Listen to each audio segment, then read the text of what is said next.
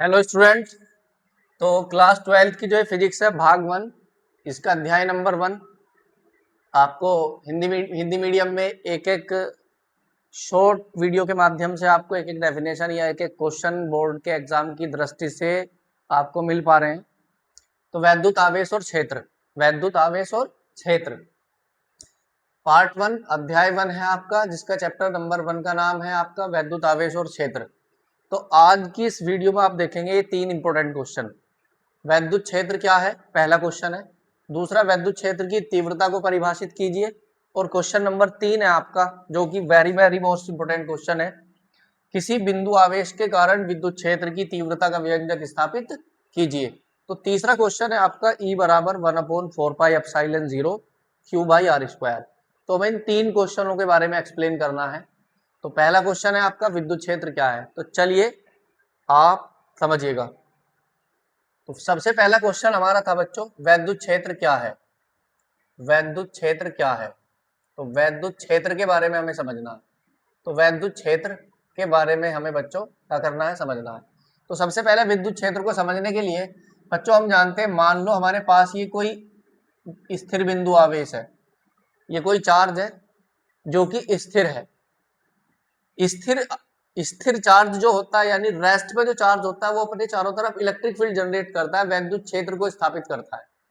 तो इसके चारों तरफ एक ऐसी जगह, एक ऐसा स्थान, इस स्थिर आवेश के चारों ओर का ऐसा स्थान, हम इसमें कोई टेस्ट चार्ज अलग से लेके आए। मान लो हम लेके आए ये कोई टेस्ट चार्ज, इसको कहेंगे परीक्षण आवेश। इसको क्या कहेंगे, परीक्षण आवेश। क्या बोल लेंगे इसे हम, परीक्षण आवेश।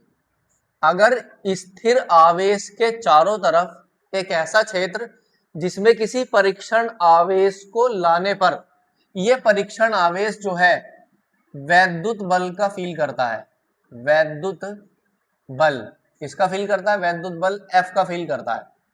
आवेश के चारों ओर का ऐसा क्षेत्र जिसमें किसी परीक्षण आवेश को लाने पर वह किसका अनुभव करता है, वैद्युत बल का अनुभव करता है। तो इसी क्षेत्र को हम कहते हैं वैद्युत क्षेत्र। इसी क्षेत्र को हम क्या कहते हैं, वैद्युत क्षेत्र। तो हम इसकी डेफिनेशन लिख सकते हैं।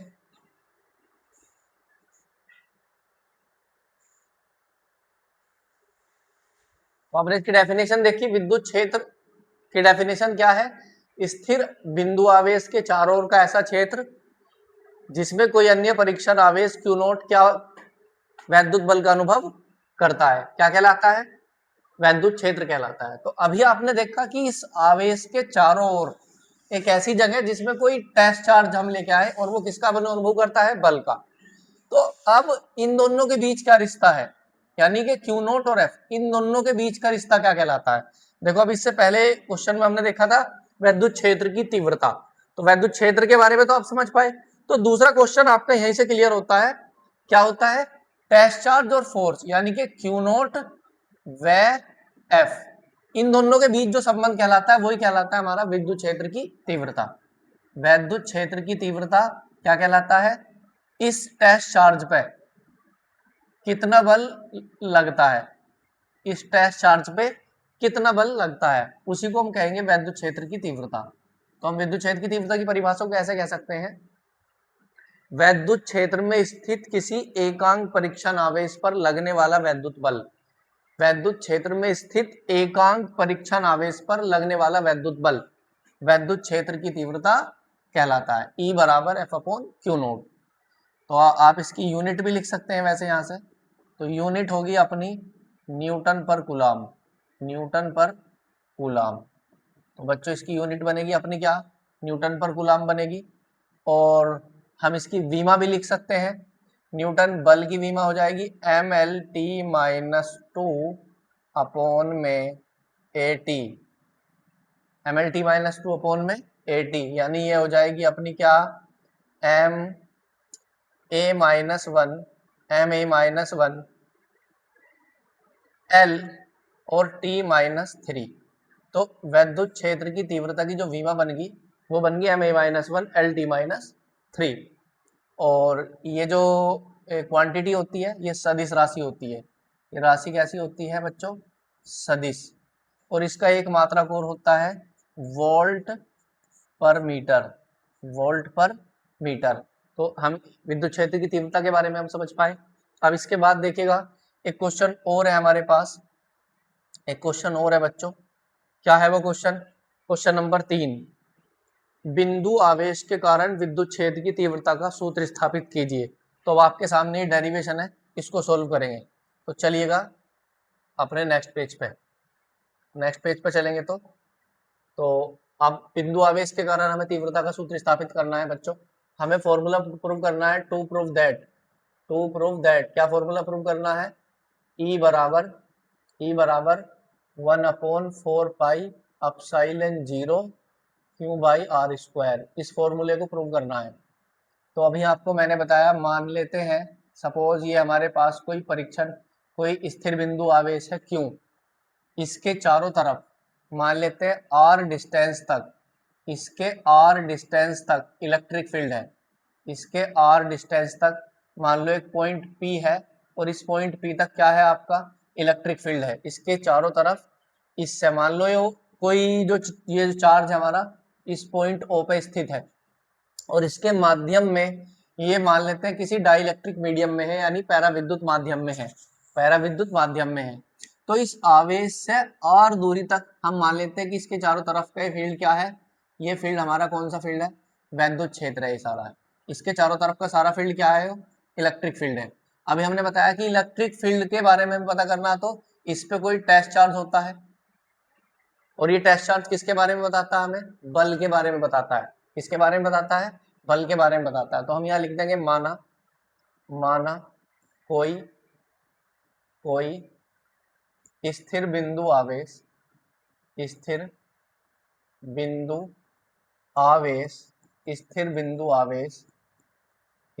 आवेश किसी पैराविद्युत माध्यम में पैरावैद्युत माध्यम में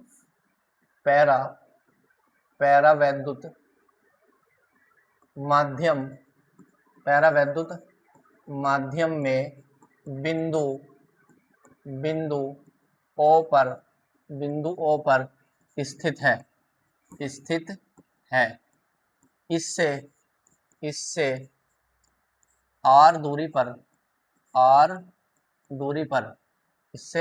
पर कोई बिंदु P है जिस पर वैद्युत क्षेत्र की तीव्रता ज्ञात करनी है। जिस पर वैद्युत क्षेत्र की तीव्रता ज्ञात करनी है जिस पर हमें क्या ज्ञात करनी है? विद्युत क्षेत्र की तीव्रता ज्ञात करनी है। तो अब आप देखिएगा हमारे पास एक तो पॉइंट चार्ज हो गया Q और दूसरा हो गया Q0 और इनके बीच की डिस्टेंस कितनी है? R है। तो हम पहले से ये बात जानते हैं, जब चूंकि वी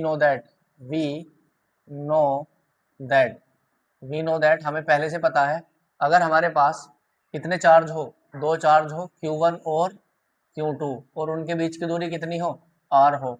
तो इन दोनों के बीच जो फोर्स होता है वो होता है F = K Q1 Q2 upon में इनकी दूरी का स्क्वायर।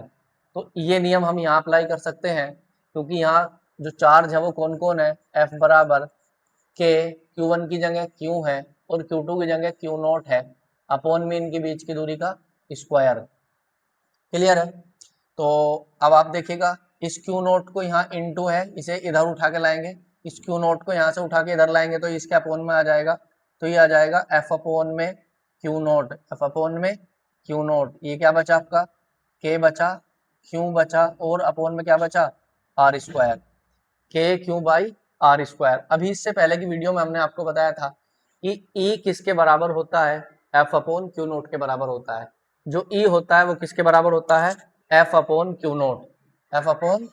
Q0 के बराबर होता है। तो F अपॉन Q0 किसके बराबर होता है बच्चों?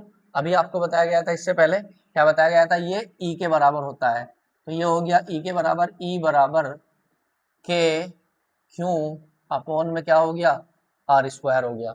और K को हमें पहले से पता है, इस K को क्या लिखते हैं? 1/4 पाई एप्सिलॉन नॉट। क्या लिखते हैं? तो E बराबर हमारे पास ये डेरिवेशन हुआ 1/4 पाई 1/4πε0 Q/r², 1/4πε0 Q/r²।